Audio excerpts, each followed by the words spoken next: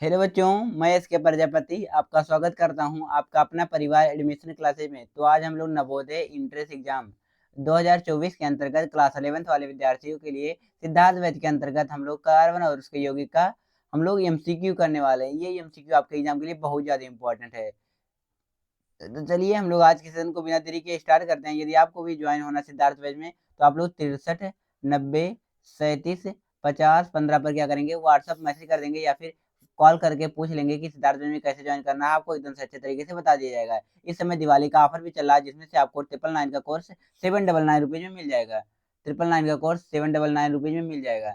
चलिए हम लोग आज के सेशन को बिना देरी के स्टार्ट करते हैं। तो देखिए यहाँ पर क्या दिया गया है, यहाँ पर कुछ क्वेश्चन दिए गए हैं, उनको हम लोग को करना है, सॉल्व करना है। तो जो जिसका आंसर आपको आएगा वो आप लोग क्या करेंगे, कमेंट बॉक्स में बताते हुए चलेंगे, और जिसका आंसर नहीं आएगा उसको ध्यान पूर्वक पढ़ते हुए चलेंगे। तो देखिए पहला क्वेश्चन आपकी स्क्रीन पर ये रहा, और आप लोग देखेंगे और बताएंगे इस क्वेश्चन का कौन सा सही होगा। उसके बाद में फिर मैं बताऊंगा कि इसका कौन सा सही होगा। तो आप लोग देखिए और बताइए इस क्वेश्चन का कौन सा सही होगा। तो इसमें पूछा क्या गया है, इथेन का आणविक सूत्र C2H6 है, इसमें कितने सहसंयोजक आबंध पाए गए हैं। इथेन का यहाँ पर वो दिया गया है, आणविक सूत्र दिया गया है, तो इसमें से संयोजक आबंध पूछा गया। तो चलिए संरचना सूत्र बनाते हैं, उसके बाद में समझते हैं कि ये संयोजक बंध कैसे निकाले जाते हैं। देखिए यहाँ पर 2 कार्बन कहा गया, 2 कार्बन हो गए। उसके बाद में हाइड्रोजन की संख्या कितनी कहा गई, तो 6 कहा गई है। ये एल्केन श्रेणी का सेकंड सदस्य है, ये एल्केन श्रेणी का कहवा सेकंड सदस्य है। तो यहाँ पर देखेंगे ये हो गया पूरी संरचना सूत्र। ये किसका हो गया, C2H6 का क्या हो गया, संरचना सूत्र हो गया। यहाँ पे H की संख्या 6 और C की संख्या 2 पाई गई है। ये एल्केन श्रेणी का सदस्य होता है, ठीक है। अब बात आती है गिनेंगे कैसे, ससंयोजक आबंध। तो ससंयोजक आबंध जितना यहाँ पर देखिए, यहाँ पर सिंगल बॉन्ड जितना है उतना क्या होगा, ससंयोजक आबंध होगा। तो देखिए 1 2 3 4 5 6 7, सात कौन से ऑप्शन में दिया गया है, तो सात ऑप्शन नंबर बी में दिया गया है। तो एकदम सही हो जाएगा। इसका जो ऑप्शन नंबर क्या सही हो जाएगा, बी सही हो जाएगा। फर्स्ट का क्या सही हो जाएगा, बी सही हो जाएगा। जितने सारे विद्यार्थी फर्स्ट का ऑप्शन नंबर बी बताए हैं वे एकदम सही बताए हैं। बाकी आप लोग एक का और बताइए, एक और बताइए, मैं आपको दे रहा हूँ, आप लोग बताएंगे जल्दी से। C3H8, C3H8 का आप लोग बताइए, C3H8 का जल्दी से आप लोग क्या करेंगे, कमेंट बॉक्स में बताएंगे। तब तक मैं इसको मिटा दे रहा हूँ जो मैं लिखा हूँ इधर। तब तक आप लोग बताएंगे C3H8 का, C3H8 का क्या होगा, जल्दी से आप लोग बताइए। यदि आपको पता तो आप लोग बताएंगे, नहीं पता तो आप लोग ध्यान से देखेंगे। C3H8 का क्या होगा, सर संयोजक आबंध की संख्या। तो चलिए हम लोग निकालते हैं और समझते हैं सब चीजों को स्टेप बाय स्टेप।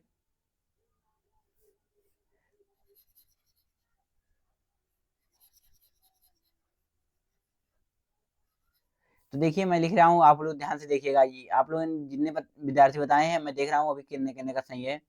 देखिए यहाँ पर कितना हो गया, C3। यहाँ पर देखेंगे अगर इसको तोड़ेंगे तो क्या होगा, ये एल्केन में, यानी कि CnH2n+2, ये क्या होता है, एल्केन का फार्मूला होता है। इस पे तोड़ेंगे तो ये एकदम से अच्छे तरीके से बैठ रहा है।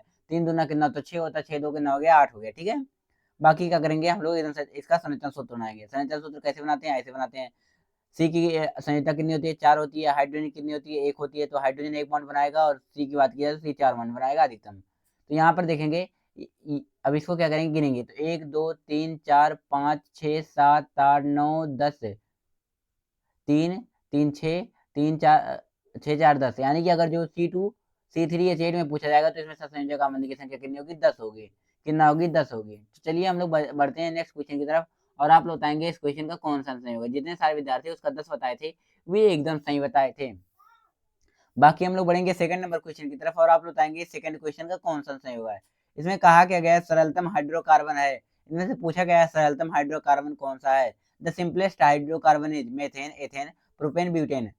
तो मेथेन का फार्मूला क्या होता है, CH4 होता है। एथेन का क्या होता है, C2H6 होता है।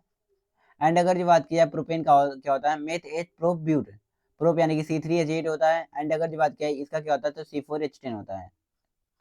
ये इसके फार्मूले होते हैं। आपके एग्जाम में ऐसे फार्मूले भी पूछ सकता है कि एथेन का फार्मूला क्या है, ब्यूटेन का फार्मूला क्या, प्रोपेन का फार्मूला क्या है। तो आप लोग इसको भी याद करेंगे। अब पूछा गया सरलतम हाइड्रोकार्बन, सरलतम कौन सा होगा, जिसमें कार्बन की संख्या सबसे कम होगी वही सरलतम होगा। तो कार्बन की संख्या सबसे कम किसमें दिखाई दे रही है, तो मीथेन में दिखाई दे रही है। यानी कि इसका क्या सही जाएगा, इसका जो ऑप्शन नंबर ए होगा वो एकदम सही जाएगा। जितने सारे विद्यार्थी सेकंड का ऑप्शन नंबर ए बताए हैं वे एकदम सही बताए हैं। बाकी हम लोग बढ़ेंगे नेक्स्ट क्वेश्चन की तरफ, और आप लोग बताएंगे इस क्वेश्चन का कौन सा सही होगा। यहाँ पर देखिए थर्ड नंबर क्वेश्चन में क्या कहा गया है, थर्ड नंबर क्वेश्चन में कहा गया कार्बन हाइड्रोजन संयोग कर सकता है। कार्बन हाइड्रोजन संयोग तो कर सकता है, ये तो पक्की बातें हैं, लेकिन जब कार्बन हाइड्रोजन संयोग कर बनाता है, क्या बनाएगा कार्बन हाइड्रोजन से, the combine with hydrogen to from ionic compound hydrocarbon या फिर हाइड्रोजन या फिर अम्लराज। अम्लराज क्या होता है, अम्लराज की चर्चा हम लोगों ने पिछले क्लास में किया था। तो अगर जो मरकरी के साथ कोई भी धातु क्या हो जा रहा है, घुल जा रहा है, मरकरी एक द्रव प्रकार का है, द्रव होता है, मरकरी कम तापमान के साथ द्रव होता है। इस द्रव में क्या होता है, कोई भी धातु अगर जो घुल जाता है तो उसे हम लोग क्या बोलते हैं, अम्लराज नहीं बोलते, उसे हम लोग क्या बोलते हैं, अम्लगम बोलते हैं, उसे हम लोग क्या बोलते हैं, अम्लगम बोलते हैं, अम्लगम बोलते हैं। अब बात आती है अम्लराज क्या होता है, तो अम्लराज क्या होता है देखेंगे, ये चिन्ह होता है, एक एक HCl होता है और एक क्या होता है, चिन्ह होता है, ये चिन्ह। पहले मैं इसको मिटा दूं, मैंने ये अम्लगम और अम्लराज जो बताया उसको आप लोग ध्यान रखेंगे, दोनों में बच्चे कंफ्यूज होते हैं, तो आपको कंफ्यूज नहीं होना है। देखिए क्या होता है, HCl होता है और क्या होता है, चिन्ह होता है, ये NO3 होता है। अगर जो HCl और NO3 का 3 रेशियो 1 लेकर मिला दिया जाए, तो जो जो लिक्विड तैयार होगा, जो सोल्यूशन प्राप्त होगा, उसे हम लोग क्या बोलेंगे, अम्लराज बोलेंगे, उसी को हम लोग क्या बोलेंगे, अम्लराज बोलेंगे, ठीक है। इसे हम लोग एक्वारेजिया बोलते हैं, रायलजर भी बोलते हैं, ठीक है। बाकी हम लोग यहाँ पर जो पूछा गया उसके बारे में चलिए चर्चा कर लेते हैं। तो हाइड्रोजन क्या होता है, हाइड्रोजन अगर जो देखेंगे वर्ग 17 के समूह, वर्ग जो 17 में पाए जाते हैं, उनको हम लोग क्या बोलते हैं, हाइड्रोजन बोलते हैं। क्लोरीन, ब्रोमीन, आयोडीन, ये सब क्या होते हैं, हाइड्रोजन होते हैं। अब हाइड्रोकार्बन क्या होता है, जिसमें कार्बन और हाइड्रोजन होने हम लोग क्या बोलते हैं, हाइड्रोकार्बन बोलते हैं। इसका क्या समझेगा, ऑप्शन नंबर जो बी होगा, इसका जो ऑप्शन नंबर क्या समझेगा, बी समझेगा। जितने सारे विद्यार्थी थर्ड का ऑप्शन नंबर बी बताए हैं, वे एकदम सही बताए हैं। बाकी आयनिक यौगिक क्या होता है, आयनिक यौगिक क्या होते हैं, जिसमें मान लीजिए कोई भी धातु है, मान लीजिए ये है, ये अपना कोई एक दे रहा है, एक इलेक्ट्रॉन इसमें पॉजिटिव चार्ज होता है, अगर बात की Cl पर कैसा होता है, निगेटिव चार्ज होता है, तो ये इनने क्या किया, इसको दे दिया है, तो ये इसकी संरचना बनती है, वो क्या हो जाती है, NaCl हो जाती है, ठीक है। इस प्रकार बनता है, तो इसे हम लोग क्या बोलते हैं, आयनिक यौगिक बोलते हैं। NaCl क्या है, एक प्रकार का आयनिक यौगिक है। MgCl2 क्या है, एक प्रकार का आयनिक यौगिक है, जो धातु और अधातु के बीच बनते हैं। सामान्यतः अगर बात की जाए तो जो धातु और अधातु के बीच बनते हैं, उन्हें हम लोग आयनिक यौगिक बोलते हैं, ठीक है। बाकी हम लोग बढ़ेंगे, थर्ड नंबर क्वेश्चन हो गया, तो चौथे नंबर क्वेश्चन का आंसर आप लोग बताइए। चौथे नंबर क्वेश्चन का आंसर क्या होगा, सल्फ्यूरिक अम्ल का सूत्र होता है, सल्फ्यूरिक अम्ल का फार्मूला क्या होता है, यही पूछा गया। The molecular formula of the sulphuric acid is, क्या होता है, C2H2O7 या फिर H2S2O7 H2SO4 या फिर H2S2O3 H2S2O8, क्या होता है molecular formula of the sulphuric अम्ल, बताएंगे। सल्फ्यूरिक अम्ल का फार्मूला क्या होता है, H2SO4, क्या होता है, H2SO4। तो देखेंगे H2SO4 कौन से ऑप्शन में दिया गया है, तो H2SO4 दिया गया है, ऑप्शन नंबर बी में दिया गया है, तो इसका जो ऑप्शन नंबर क्या समझेगा, बी से जाएगा, इसका जो ऑप्शन नंबर क्या समझेगा, बी से जाएगा। जितने सारे विद्यार्थी इसका ऑप्शन नंबर बी बताए हैं, वे एकदम सही बताए हैं। बाकी हम लोग बढ़ेंगे नेक्स्ट क्वेश्चन की तरफ, और आप लोग बताएंगे इस क्वेश्चन का कौन सा सही होगा। यहाँ पर पांचवें नंबर क्वेश्चन में क्या कहा गया, कार्बोक्सिलिक एसिड समूह कौन है, कार्बोक्सिलिक एसिड समूह कौन सा, ये पूछा गया। What is the carboxylic acid group, क्या CHO होता है, CHO जो होता है वो किसका होता है, एल्डिहाइड का होता है, किसका होता है, एल्डिहाइड का होता है, किसका होता है, एल्डिहाइड का होता है। एंड अगर जो बात किया है COOH किसका होता है, तो ये ओइक एसिड, इसको इसके अनुलोम में लगाते हैं हम लोग, अनुलोम इसमें लगाते हैं ओइक एसिड, ये किसका होता है, कार्बोक्सिलिक एसिड होता है, ये क्या होता है, कार्बोक्सिलिक एसिड होता है। यानी कि इसका ऑप्शन नंबर क्या समझ जाएगा, बी से हो जाएगा। अगर जो कीटोन की चर्चा की जाए तो कीटोन का कौन सा होता है, यही होता है, CO जो होता है वो क्या होता है, कीटोन होता है। ये नेचेसरी की बात किया तो ये क्या होता है, एमीन होता है, क्या होता है, ये एमीन होता है। अगर जो इसमें से एल्डिहाइड पूछा जाता है तो CHO होता है, अगर जो कार्बोक्सिलिक अम्ल पूछा गया तो COOH होगा, अगर जो कीटोन पूछा जाता है CO होता है, एमीन पूछा जाता है तो NH2 होता है, ठीक है। बाकी आई होप आपको ये एकदम से अच्छे तरीके से समझ में आ गया कि कौन क्या होता है। एल्डिहाइड का क्या होता है, CHO होता है, कीटोन का CO होता है, एमीन का क्या होता है, NH2 होता है, कार्बोक्सिलिक अम्ल का क्या होता है, COOH। बाकी हम लोग अगर जो बात किया कार्बोक्सिलिक एसिड का फार्मूला क्या होता है, तो आप लोग क्या बताएंगे, कार्बोक्सिलिक एसिड का फार्मूला, तो कार्बोक्सिलिक एसिड का फार्मूला COOH होता है। अगर जो बात की जाए, अगर जो छठवें नंबर क्वेश्चन की तरफ, तो छठवां नंबर क्वेश्चन बहुत ही इजी क्वेश्चन है। इसमें कहा गया CnH2n+2 किसका सामान्य सूत्र होता है, जो ये दिया गया फार्मूला, ये किसका सामान्य सूत्र होता है। What is the general formula of the CnH2n+2, क्या होता है, ये किसका फार्मूला होता है, ये एल्केन का फार्मूला होता है, ये किसका होता है, एल्केन का क्या होता है, फार्मूला होता है। तो एल्केन कौन से ऑप्शन में दिया गया, ऑप्शन नंबर जो सी में दिया गया है, क्या दिया गया, एल्केन दिया गया है, यानी कि जिसका ऑप्शन नंबर क्या समझेगा, सी समझेगा। अगर जो बात किया है, जो हाइड्रोकार्बन होते हैं वो दो प्रकार के होते हैं, मैंने बताया था, संतृप्त होते हैं, असंतृप्त होते हैं। संतृप्त में एक कार्बन पाए जाते हैं, अगर जो बात किया असंतृप्त में, तो सिंगल एंड डबल दोनों पाए जाते हैं। अब बात आती है सिंगल वाले को हम लोग बोलते हैं एल्केन बोलते हैं। अगर जो सेकंड वाले की बात की जाए, यानी कि डबल बॉन्ड वाली की बात की जाए, तो क्या बोलते हैं हम लोग, एल्कीन बोलते हैं। एल्कीन। अगर जो इसका फार्मूला चर्चा किया जाए तो इसका सम्मान सूत्र क्या होता है, CnH2n होता है। क्या होता है, CnH2n होता है। अगर जो बात किया है एल्कीन हो गया, उसका ना एल्काइन, क्या होता है, एल्काइन। एल्काइन का अगर जो चर्चा की जाए तो इसमें क्या होता है, CnH2n-2, ये क्या होता है, एल्काइन का फार्मूला होता है, ठीक है। इनका सम्मान सूत्र होता है। इनके स्थान पर 1 2 3 4 रखते जाएंगे तो क्या होगा, मिलता चला जाएगा। जल्दी से आप लोग बताइए, क्या आपको पता है कि अगर जो मान लीजिए एल्केन श्रेणी में हम लोग 1 से शुरू करते हैं, लेकिन हम लोग एल्केन में, एल्कीन और एल्काइन में 1 से क्यों नहीं शुरू करते, यानी कि इनके स्थान पर 1 क्यों नहीं रखते एल्केन और एल्काइन में। देखिए फार्मूला क्या होता है एल्केन का, CnH2n होता है, ये एल्कीन का होता है। ये किसका होता है, ये एल्कीन का होता है। एंड अगर जो बात की जाए एल्काइन का क्या होता है, तो CnH2n-2, ये क्या होता है, एल्काइन का होता है। ये एल्काइन का होता है। तो जल्दी से आप लोग बताएंगे, यहाँ पर हम लोग ये एक रख सकते हैं, लेकिन हम लोग यहाँ पर एक नहीं रखते, यहाँ पर एक नहीं रखते, ना ही हम लोग यहाँ से एक रखते हैं। यहाँ से हम लोग क्या रखते हैं, दो से शुरू करते हैं, इनका मान क्या रखते हैं, 2 से शुरू करते हैं। आप लोग बता सकते हैं ऐसा क्यों होता है, चलिए रखते हैं एक और समझते हैं सब चीजों को, उसका ना आपको सब कुछ समझ में आ जाएगा। देखिए सी के स्थान पर, इनके स्थान पर हमें एक रखना है, एक रखेंगे, एक हो गया, और उसका H2 हो गया, तो क्या हो गया, CH2 बन गया। CH2 को जो आप लोग देखेंगे तो कार्बन की संयोजकता कितनी होती है, 4 होती है। अगर जो हाइड्रोजन की संयोजकता बात की है तो हाइड्रोजन की होती है, 1 होती है। ये किसकी होती है, ये हाइड्रोजन की होती है। एंड अगर जो बात की है तो ये कार्बन की होती है, ठीक है। अब क्या बताएंगे हम लोग, इसका संयोजकता सूत्र बताएंगे, तो क्या हो गया, यहाँ पर H का तो पूरा हो गया, H आ गया, लेकिन क्या कार्बन का पूरा हुआ, कार्बन को अभी 2 और चाहिए थी, 2 चाहिए थी, तो क्या ये पूरा हुआ, नहीं हुआ, कभी नहीं पूरा हुआ, तो इसलिए हम लोग क्या करते हैं, यहाँ पर ये नहीं लगाते हैं। अगर जो बात किया है, मान लीजिए हम, आप लोग सोच रहे होंगे कि हम लोग यहाँ पर डबल डबल बॉन्ड लगा दें, तब कार्बन की तो पूरा हो जाएगी। मान लीजिए हम यहाँ पर डबल डबल बॉन्ड लगा दें, एल्केन श्रेणी का सदस्य, तो हम लोग लगा सकते हैं यहाँ पर डबल बॉन्ड, कोई दिक्कत वाली बात नहीं है। लेकिन हमें लगाना क्या है, कार्बन और कार्बन के बीच में लगाना है। और यहाँ पर हाइड्रोजन की जो संयोजकता होती है वो कितना होती है, 1 होती है। और बात किया यहाँ पर जो कार्बन की यहाँ पर हो गई है हाइड्रोजन की संयोजकता, तो कितनी हो गई है, 2 हो गई। यहाँ पर हाइड्रोजन की संयोजकता 2 हो गई है, और होनी कितनी चाहिए थी, तो 1, तो यानी कि इसीलिए हम लोग क्या करते हैं, एक नहीं रखते हैं, ठीक है। इसी प्रकार अगर जो आप लोग एल्काइन में भी देख सकते हैं, एल्काइन में रखेंगे तो भी आपको कुछ अजीब मिलेगा, ठीक है। बाकी एल्केन में रखते हैं क्योंकि एल्केन पूरा सेटिस्फाई करता है, सिंगल बॉन्ड भी होना चाहिए, एच और एच के पूरा इन सेटिस्फाई करता है संयोजकता को, तो इसीलिए हम लोग क्या करते हैं, इनके स्थान पर यहाँ से एक रखते हैं, लेकिन इसमें हम लोग 2 से शुरू करते हैं। आई थिंक आपको एकदम से अच्छे तरीके समझ में आ गया होगा कि यहाँ पर 2 से शुरू क्यों करते हैं, ठीक है। बाकी ये छोटी छोटी जानकारी है वो सबको नहीं पता होती है, ठीक है, तो आप लोग इनको ध्यान रखेंगे। इन्हें से पूछा गया नीला तोता यानी कि तोतिया का रासायनिक सूत्र क्या होता है, what is the chemical formula blue तोता, बताएंगे क्या समझ जाएगा, CuSO4 इंटू 7H2O, या फिर CuSO4 इंटू 5H2O, या फिर CuSO4 इंटू 4H2O, या फिर CuSO4 इंटू 10H2O, तो बताएंगे क्या समझ जाएगा। तो नीला तोता का फार्मूला क्या होता है, CuSO4 इंटू 5H2O, तो इसका क्या समझ जाएगा, ऑप्शन नंबर जो बी होगा वो एकदम सही जाएगा, इसका जो ऑप्शन नंबर बी होगा वो एकदम सही जाएगा। जितने सारे विद्यार्थी 7th का ऑप्शन नंबर बी बताए हैं वो एकदम सही बताए हैं। बाकी हम लोग पढ़ेंगे नेक्स्ट क्वेश्चन की तरफ, और आप लोग बताएंगे इस क्वेश्चन का कौन सा सही होगा।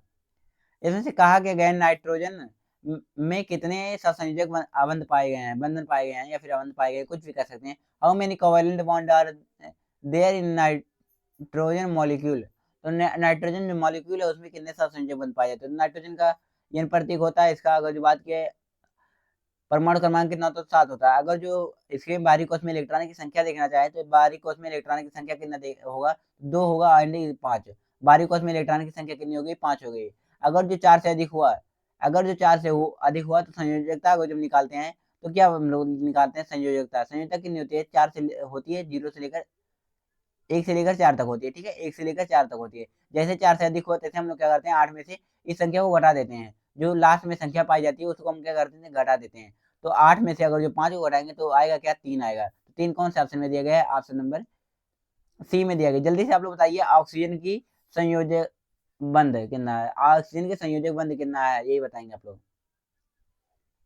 तो ऑक्सीजन का कितना होता है, ऑक्सीजन का 8 होता है ना, ऑक्सीजन कितना होता है, 8 होता है। तो इसको क्या करेंगे, चलिए करते हैं। तो क्या होता है, ऑक्सीजन का अगर जो निकालना चाहें तो 2 हो गया, एंड 6 हो गया, 2 और 6 हो गया, तो 6, यानी कि 8 में से क्या करेंगे, 6 को घटाएंगे तो कितना हो जाएगा, 2 हो जाएगा, ठीक है। आई थिंक आपको एकदम से अच्छे तरीके से समझ में आ गया होगा। अगर जो बाय कोष में इलेक्ट्रॉन की संख्या पूछी जाएगी तो ये होगा, अगर जो संयोजकता पूछी जाएगी तो ये होगा, ठीक है। तो इसका सही क्या हो जाएगा, अगर जो ऑक्सीजन का पूछा जाता है तो ऑक्सीजन का 2 होता है, नाइट्रोजन का पूछा जाता है तो 3 होता है, ठीक है। बाकी आप लोग 2 3 का प्रैक्टिस कर लीजिएगा, जैसे मैं दे रहा हूँ। बोरान का कर लीजिएगा आप, बोरान का कर लीजिएगा, और एल्यूमिनियम का कर लीजिएगा, एल्यूमिनियम का कितने संयोजक आबंध पाए जाते हैं, ठीक है, 2 कर लीजिएगा, ये दोनों इंपॉर्टेंट है, आप लोग इनको कर लीजिएगा, ये होमवर्क के लिए है, जो विद्यार्थी सिद्धार्थ में इन्वॉल्व है वो टेलीग्राम पर जरूर से जरूर बताएंगे, ठीक है। बाकी यहाँ पर दिया गया 9वां नंबर क्वेश्चन में क्या कहा गया है, संगमरमर का रासायनिक सूत्र क्या होता है। तो क्या होता है संगमरमर का रासायनिक सूत्र, CaCO3 होता है, या फिर MgHCO3 का होल ट्वाइज होता है, या फिर CaH का होल ट्वाइज होता है, या फिर MgCO3 का होल ट्वाइज होता है। तो बताएंगे क्या होता है, what is the chemical formula is marble. तो क्या होता है, CaCO3 जो होता है वो संगमरमर का रासायनिक सूत्र होता है। इसका जो ऑप्शन नंबर क्या सही हो जाएगा, ए सही हो जाएगा। इसका जो ऑप्शन नंबर ए होगा वो एकदम सही हो जाएगा, ठीक है। बाकी ये आप लोग बता सकते हैं कि ये दोनों जो यौगिक हैं वो किस प्रकार बने हैं, आपको पता है या फिर नहीं पता, चलिए मैं आपको बता दे रहा हूँ जानकारी के लिए। आपको धातु और अधातु चैप्टर अगर जो आप पढ़े होंगे अच्छे तरीके से, तो आपको बताया गया होगा कि क्या होता है CaOH का होल ट्वाइज, CaOH का होल ट्वाइज में अगर जो हम लोग कार्बन डाइऑक्साइड की मात्रा डालते हैं तो क्या होता है, अधिकता में, यानी कि कार्बन डाइऑक्साइड की मात्रा बहुत ज्यादा डालते हैं तो क्या होता है, ये कार्बन डाइऑक्साइड क्या करता है, CaCO3 बनाता है, एंड अगर जो बात किया है तो फिर जल बनाता है, तो फिर क्या होता है, ये फिर से रिएक्शन करता है और साथ में फाइनली क्या बनाता है, ये बना देता है, ये यौगिक बना देता है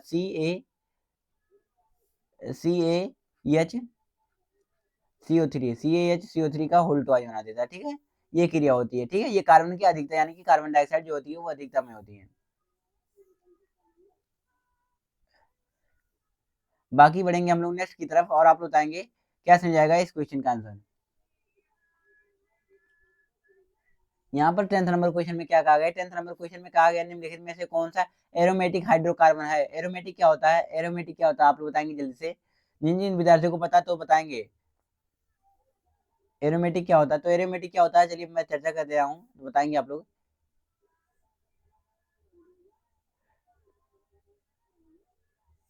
तो देखिए एरोमेटिक क्या होता है इसके बारे में चलिए चर्चा कर लेते हैं। तो एरोमेटिक बंद श्रृंखला वाले यौगिक होते हैं, यानी कि इनकी जो संरचना होती है वो एक एक जगह से शुरू होती है एंड जाकर फिर वहीं पर जाकर एंड होती है। यहीं पर शुरू हुई, अगर जो यहाँ से घूमने के बाद यहाँ पर कहीं भी घूम कर आते हैं, ये सब घूम कर आते हैं, घूमने के बाद फिर आकर यहीं पर ही एंड होते हैं, तो इसे हम लोग क्या बोलते हैं, एरोमेटिक बोलते हैं। एक क्या होता है एलिफेटिक होता है, एक क्या होता है एलिफेटिक होता है। एलिफेटिक जैसे आप लोग जानते हैं CH4 हो गया, C2H6 हो गया, C2H5OH हो गया, ये सब कैसे होते हैं, ये सब एलिफेटिक होते हैं। अगर जो बेंजीन की चर्चा की जाए तो बेंजीन एक प्रकार का एरोमेटिक यौगिक है। फिनाल की चर्चा की जाए तो ये प्रकार का एरोमेटिक यौगिक है, ठीक है। तो क्या होता है एरोमेटिक यौगिक, तो एरोमेटिक हाइड्रोकार्बन जिनमें बंद श्रृंखला पाई जाती है, यानी कि एक रिंग के आकार के होते हैं, ये रिंग आकार के होते हैं। अगर जो C6H6 का अगर जो आप लोग वो बनाएंगे, स्ट्रक्चर बनाएंगे तो कुछ इस प्रकार देखने को मिलेगा। C6H6 का अगर जो आप लोग स्ट्रक्चर बनाएंगे तो कुछ इस प्रकार देखने को मिलता है। यहाँ पर डबल बॉन्ड, यहाँ पर डबल बॉन्ड, यहाँ पर C एंड यहाँ पर भी C, यहाँ पर भी C, यहाँ पर C, यहाँ पर C और यहाँ पर C। इसकी संयोजकता कितनी होती है, 4 होती है। तो 4 को पूरा करने के लिए यहाँ पर हाइड्रोजन लगा दिया जाता है। हाइड्रोजन यहाँ पर हो गया, यहाँ पर भी है, क्या हो गया, हाइड्रोजन हो गया, और यहाँ पर भी क्या हो गया, हाइड्रोजन हो गया। तो यहाँ पर देखेंगे, यहाँ से लेकर शुरू करें तो यहाँ पर भी जाकर इंड हो गया, अगर यहाँ पर चर्चा करें तो यहाँ पर जाकर इंड हो गया। तो ये क्या हो गया, ये एक प्रकार का बेंजीन का फार्मूला हो गया। अगर जो बात की फिनॉल, मैंने अभी आपको बताया फिनाल के बारे में, तो फिनाल के संरचना सूत्र कैसा होता है, चलिए इसके बारे में चर्चा कर लेते हैं। तो फिनाल का अगर यहाँ पर OH जोड़ दिया जाए तो ये क्या होता है, फिनॉल हो जाता है, ठीक है। बाकी चलिए बढ़ते हैं हम लोग नेक्स्ट क्वेश्चन की तरफ और आप बताएंगे इस क्वेश्चन का कौन सा आंसर होगा। तो देखिए मैंने अभी आपको बताया, क्या आपको बताया, अभी मैं आपको बता कर आया हूँ, निम्नलिखित में से कौन सा संयोजी यौगिक है। मैंने आपको आयनिक यौगिक के बारे में बताया। आयनिक यौगिक क्या होती हैं, जो अधातु और अधातु के बीच में जब रिएक्शन होता है तो जो यौगिक बनते हैं उन्हें हम लोग क्या बोलते हैं, सहसंयोजी यौगिक बोलते हैं। अगर जो बात की अधातु और अधातु के बीच में जो रिएक्शन होगा उन्हें हम लोग क्या बोलेंगे, उन्हें हम लोग सहसंयोजी यौगिक बोलेंगे। तो देखेंगे कौन कौन से ऑप्शन में धातु धातु रिएक्शन कर रहे हैं, सॉरी अधातु अधातु रिएक्शन कर रहे हैं। तो सी क्या होता है, कार्बन होता है। कार्बन क्या होता है, कार्बन एक प्रकार का नॉन मेटल है। एंड अगर जो हाइड्रोजन की बात की जाए तो हाइड्रोजन क्या है, नॉन मेटल है। तो नॉन मेटल रिएक्शन करते हैं तो क्या बनाते हैं, सात संयोजित यौगिक बनाते हैं। इसका क्या सही जाएगा, ऑप्शन नंबर जो ए होगा वो एकदम सही जाएगा। Which of the following is the covalent compound CH4, ठीक है। अगर जो NaCl का चर्चा की जाए तो क्या है, प्रकार का मेटल है। एंड अगर जो Cl की चर्चा की जाए तो ये नॉन मेटल है। मेटल एंड नॉन मेटल जब भी रिएक्शन करेंगे तो क्या बनाएंगे, एक आयनिक यौगिक बनाएंगे। क्या बनाएंगे, आयनिक यौगिक बनाएंगे, आयनिक कंपाउंड। यहाँ पर भी क्या है, सी एक प्रकार का मेटल है। और Cl2 क्या है, Cl2 एक प्रकार का नॉन मेटल है। ये क्या मेटल है, ये नॉन मेटल है। इस प्रकार देखेंगे तो ये सब आयनिक यौगिक है। अगर जो इसकी चर्चा की जाए तो ये एक प्रकार कैसा है, ये सहसंयोजक यौगिक है, दोनों की क्योंकि दोनों नॉन मेटल है, ठीक है। बाकी यहाँ पर 12th नंबर क्वेश्चन में क्या कहा गया, 12th नंबर क्वेश्चन में कहा गया COOH अपक्रिया के मूलक को कहते हैं, इसकी अपक्रिया के मूलक को क्या बोलते हैं हम लोग? क्या हम लोग कीटोन कहते हैं, या फिर एल्डिहाइड कहते हैं, या फिर अम्ल कहते हैं, या फिर ईथर बोलते हैं? तो इसका सही क्या हो जाएगा, यहाँ पर क्या होना चाहिए था, यहाँ पर कार्बोक्सिलिक अम्ल होना चाहिए था। क्या होना चाहिए था? कार्बोक्सिलिक अम्ल, तब सही होता।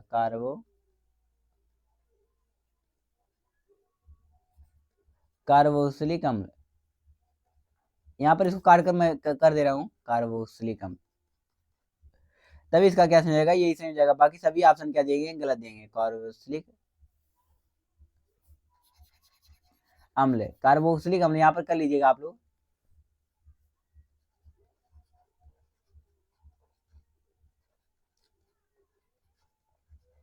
कार्बोक्सिलिक अम्ल। ठीक है, कार्बोक्सिलिक एसिड, जिसको हिंदी में इंग्लिश में क्या कहते हैं, कार्बोक्सिलिक एसिड। ठीक है, तो इसका क्या समझेगा, ऑप्शन नंबर जो सी होगा वो एकदम समझ जाएगा।